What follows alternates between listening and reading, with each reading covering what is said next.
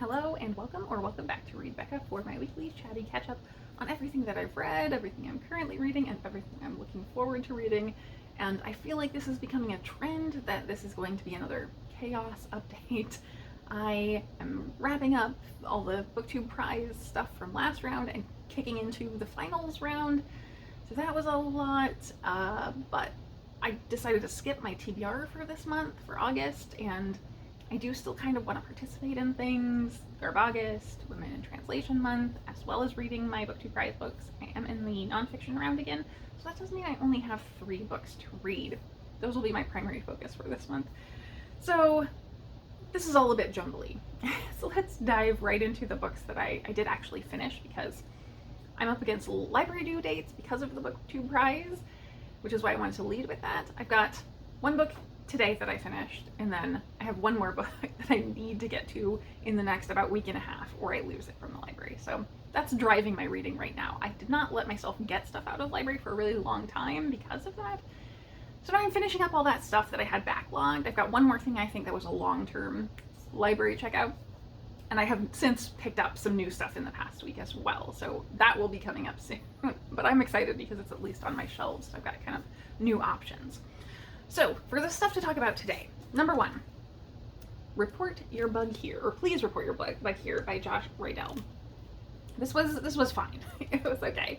I really went into this with high hopes. I had picked this up at the same time as several people are typing, and that's been a couple of months now, I think, and thinking this was going to be a similar vibe. And it is. It feels very solidly in between several people are typing, which is much more on the twee end, and we had to remove your post, which is much more on the very dark end and kind of unsettling, and both of those are going to extremes at opposite ends. This never does, and that's kind of part of why it was just fine.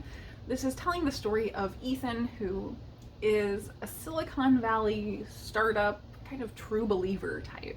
He's in this small dating app startup with, I think, 3 or 4 other people, and really believes and fully buys into all of the ethos of that. And so it feels a little annoying in a way it's supposed to, that he is constantly thinking about brand names and he drinks only the most high quality coffee. He's that kind of well-meaning, like he is very genuine in how he feels about these things, but it's that kind of gross tech bro sort of situation. So he's not a very likable character, but he's not overtly like a bad guy. He's not trying to do anything gross, and he doesn't do anything like overtly bad, but he just has that mindset that's really off-putting about this startup and his being fully bought into it and wanting to serve the startup and really be part of something important, even though it's a dating app, right? But what happens is he is responsible for content moderation. So he is the guy who's kind of going through a lot of dick pics, basically. We don't get any graphic content, so unlike we had to remove this post, there's nothing really strong content-wise. But these strange dark boxes start showing up, and it's clearly a bug. And so he's just kind of filing these things away to try and replicate and file a bug report. So that's the premise here. However, something weird happens when he starts looking into this bug.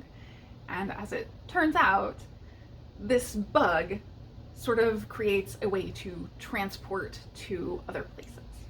So this is certainly non-real, very speculative element, but most of the book is very grounded, and it's really focused on this whole startup culture, and the idea of kind of corporate predation on startups is really woven into this.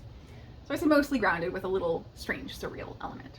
I really wanted it to push that more, and it didn't. It never really goes as far as the other books I mentioned, and so it feels a little bland, honestly. The writing, I think, was compelling to read. It was really easy to pick up and read these kind of short, choppy chapters. I don't feel like I have anything strong to sell someone on this book, really.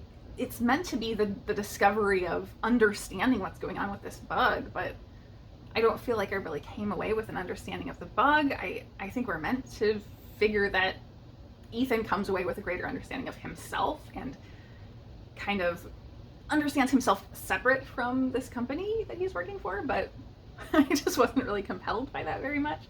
So it was okay. It was fine.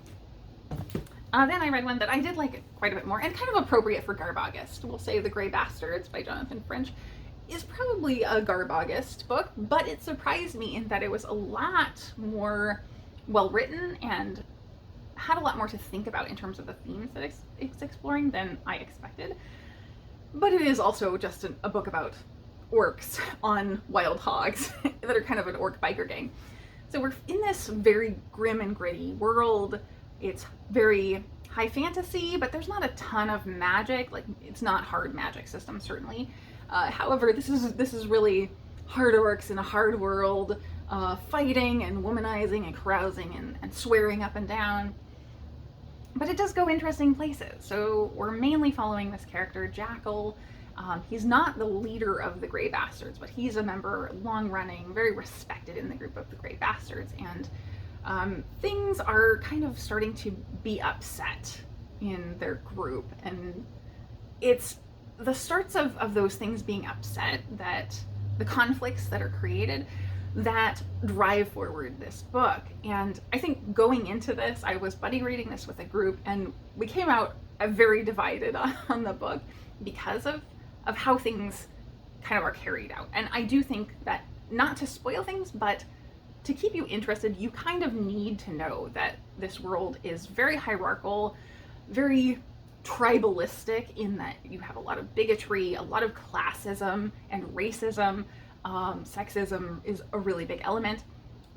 And the larger arc that this story, not just this book, but as a series, seems to be going toward, is a massive paradigm shift in that it's a world finding progress and moving forward and upsetting all of those sort of norms that have built up because this is such a hard world, because of very oppressive structures in the hierarchies that are there.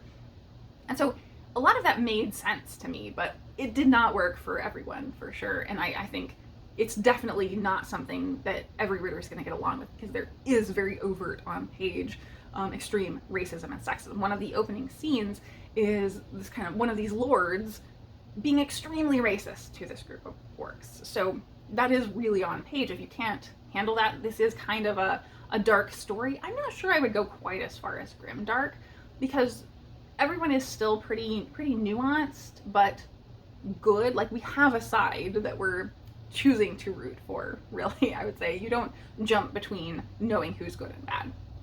I think it was great to see that we get behind so many characters, and each of them do have their own motive. So they are on different sides of things at various points and join with each other, all cohering in the same way, and then kind of have different ideas about how things should be carried out. And I love that. That's a great complexity to the writing that this author had. Overall, the writing, as I said up front, I was very surprised by how good the writing and world building were. I was kind of expecting this to be a throwaway, entertaining read, and it was in some aspects, but the actual prose level was very descriptive and rich, and you could get the sense absolutely that each of these characters was a distinct person. They did not feel flat at all. Same with the world building. There was a lot of thought put into leading up to this sort of shift in how things are changing in this world, and giving us the background of how we got there, the background of these orcs and half-orcs. It just is a really richly layered world that's not like anything I have seen before, really. So this felt extremely fresh and different. I don't think it will work for every reader, but I had a really great time with it. So I'm very happy to have finally gotten to it. This was one I got as a self-published work. This is the self-published copy, and it has since been traditionally published. All 3 books, in fact, in the series have been. I actually listened to the audiobook along with this, so the audio is the traditionally published, and as a story, I didn't really notice any major changes. All of the content is here, as well as in the traditionally published version. So they didn't make major changes. There are a lot of word changes. I do think that the auto narration was really good. I really did like it. The character voices were fantastic. But I would say the narrator is a little, like, he enunciates very clearly and speaks really properly, and I think that was not a great fit for this particular book. Whereas all the character voices did really fit the style and the tone of the story so much more that I wish they had gotten kind of a more casual reader. But it was a good audiobook, definitely. So no major changes in the text. yeah, very, very exciting, fresh work coming from a self-published author, and this was from the self-published fantasy blog off competition. That's how I heard about it. And I love that that competition is highlighting really new, fresh things like this that I wouldn't have heard about otherwise. So really good stuff. The currently reading stack looks very much the same. It is still Byzantium and Tess of the D'Urbervilles. Byzantium, though, I made a lot of good progress. I'm over the 500 page mark in that. Great. In stuff I have to get started, I've got My Name is George Floyd for the nonfiction BookTube Prize finals. I was able to fortunately just walk into the library and pick that up right away. And my one I have to return that I absolutely have to finish in the next week and a half is Neon Yang's Genesis of Misery. This is the last thing I think I have to read from Neon Yang that I have not read so far. Really want to read it. I think this is a Joan of Arc retelling in space. I just need to get the time. So this is the next primary on the docket. And then I think after that, I only have one more long-term library hold that is, or not hold, checkout that's very, very slim to finish. And then I will be out of things that have major due dates. I did also, as a result of finishing up my last audiobook, The Facemaker for BookTube Prize last week, I was able to check out another audiobook. And very randomly, I was like getting on to check and go look at my wish list for things, and I spotted Yellowface on the front page, and so I just clicked on it to go and put a hold in, because of course there's going to be a miles long hold on the audiobook for that, right? It was available right away. So I have started Yellowface by Rebecca Kuang already, and that one is kind of a contemporary about publishing, a critique of race in publishing, and it's really, really going well so far. So I'm just a little bit into it, but it is a really quick moving one. The stuff that I'm watching, I did actually finally watch some things that I finished, so I have those to talk about. First, 5-Star Chef. It's a short, limited series maybe, on Netflix. I assume it was previously a British show though, and has just been added to Netflix.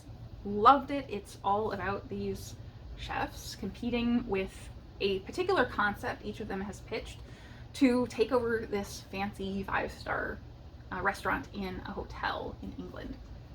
And so they're doing these competition style challenges all in this hotel restaurant, but they have to deliver them to their brief of what they want their restaurant concept to be. So they have to stick within that concept regardless of what the challenge is. And that was a really, really cool way of doing it.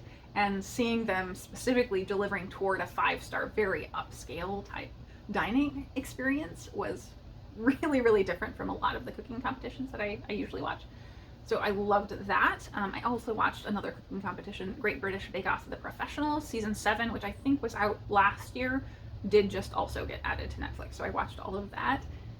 Loved it as well. And again, that one's baking, and it's a big mix of styles and how they do things. It goes from high end to very like casual to more sculpted pieces than really what you're trying to eat, all over the place. So that was really cool because the winners, I think, were very obvious, but there was some other people that gave them a run for the money, and the ones that I got really behind did not make it. They made it to the final, but very definitely were not going to be the winners. So I was rooting for them though. They were kind of the underdogs. What else? I did watch Good Omens as well, season 2. That came out I think a week ago, and Good Omens is one of my favorites. Obviously I have my diamond and Pratchett shelf right there. So I really, really liked it, even though it deviates from anything in the original. I love that this really focused in on Crowley and Aziraphale, and we also get a good amount of dopey John Hamm, and he was hilarious. So I thought he was absolutely great. I loved all the little side plots that they worked in.